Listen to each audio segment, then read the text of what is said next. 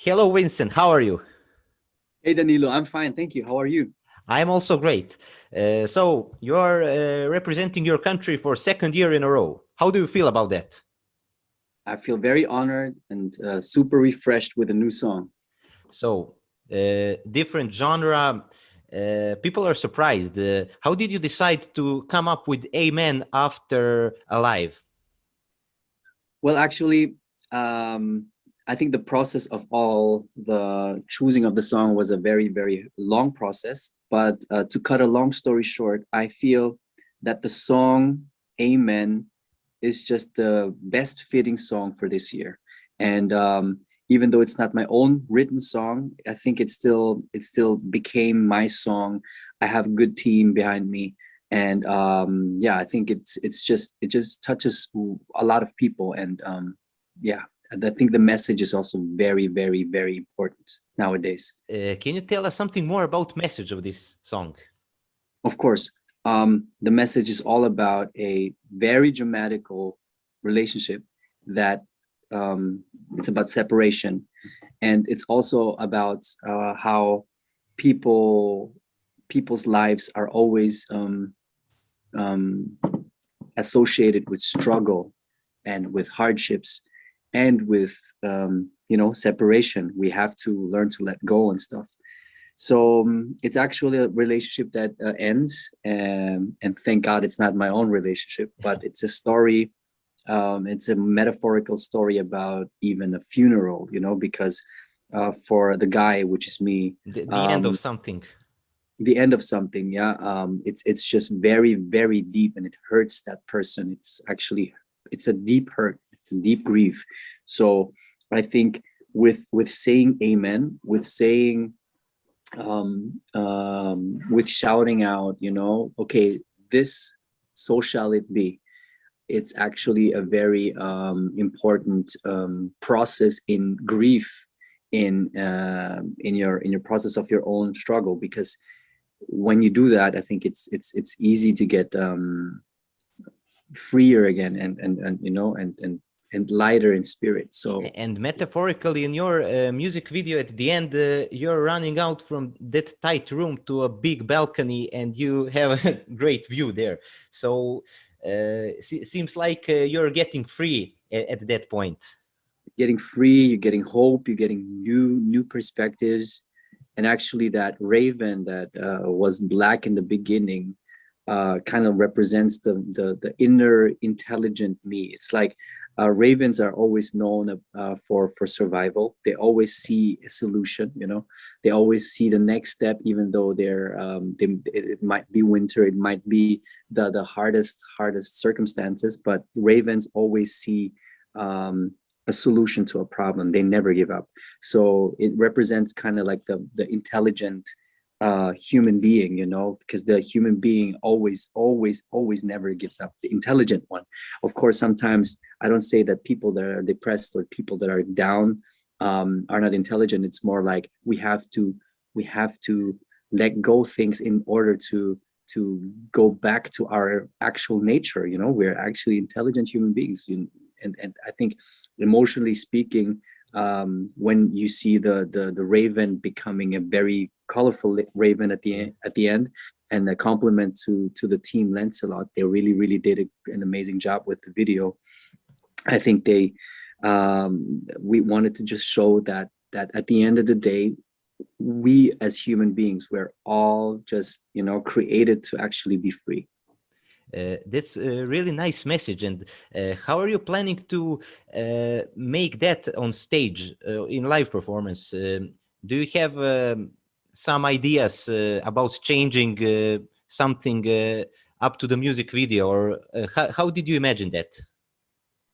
Actually, very minimalistic, very simple, but the intensity and the emotion is still the same. I think we wanted to actually magnify the emotion more than any fancy thing that will distract us from the emotion. So we wanted to just go from A to B. We just walk actually from one point to the other, simulating the struggle and the way of life. And then, you know, at the end, I think light wise, we are just going to really just getting brighter and brighter at the end.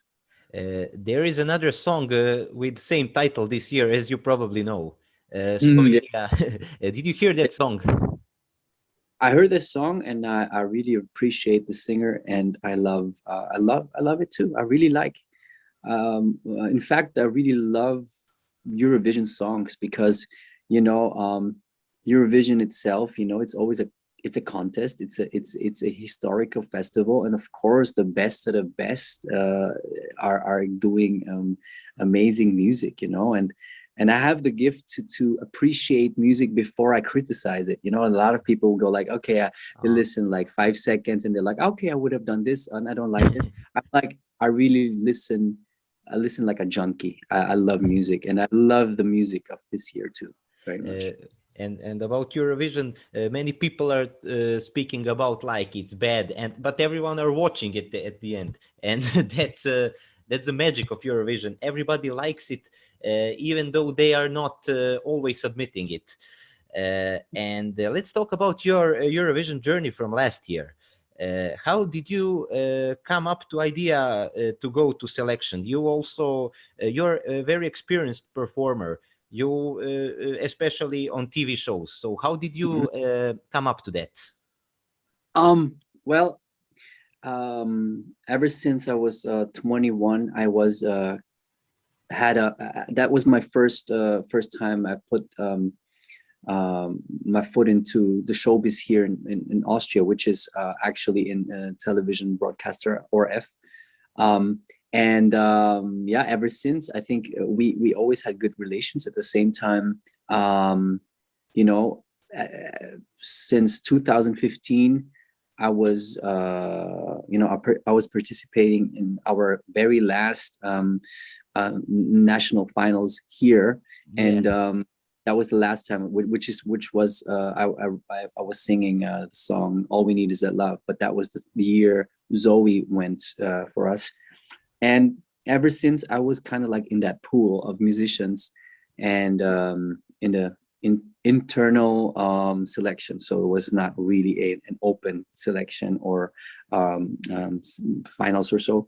But yeah, I think just knowing the people like Eberhard Forcha and, you know, Kati Zechner and all of these people that are actually opening the doors to you know, these big stages, you know. I just feel like you know, I feel so honored that they believe in my talent. And so that's why I just, yeah, that's I think this year was my time, because it was also the time when Cesar was going.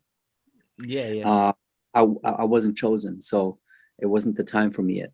So but this time your broadcaster re-chose you, so it's quite nice, because you got another shot at Eurovision. And actually people participants from last year actually despite coronavirus and everything had an opportunity to show 2 songs to Europe, at least those who were reselected. And how are you dealing with the restrictions and everything? I try to follow everything. You know, I'm not someone who kind of rebels and just makes everybody a bad time. I just want this whole thing to end as soon as possible. And I think that's the only way that we let experts be experts. And you know, of course we have to research. Of course, everyone has to think for themselves. But at the same time, like, let's just do the best that we can to end this whole thing and follow, you know. So that's my opinion on that. We all really hope that we are close to the end, because it was really traumatic and problematic for many people, and many people lost their loved ones, and we want to this to get ended as soon as possible. For the end of our talk, can you tell us something more about your future plans after Eurovision? Do you have some songs maybe that are waiting to be published?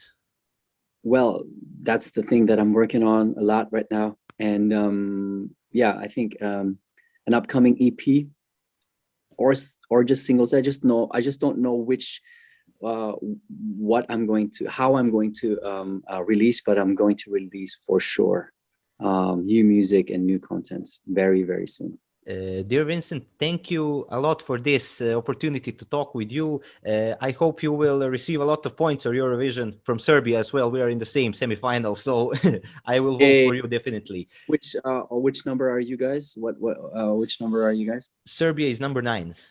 Number 9, okay. Yeah. And you're number 5. 5, yes. Yeah. So we're pretty much in the beginning. That's cool. Yeah, the first half. So yeah. Thanks a lot and good luck.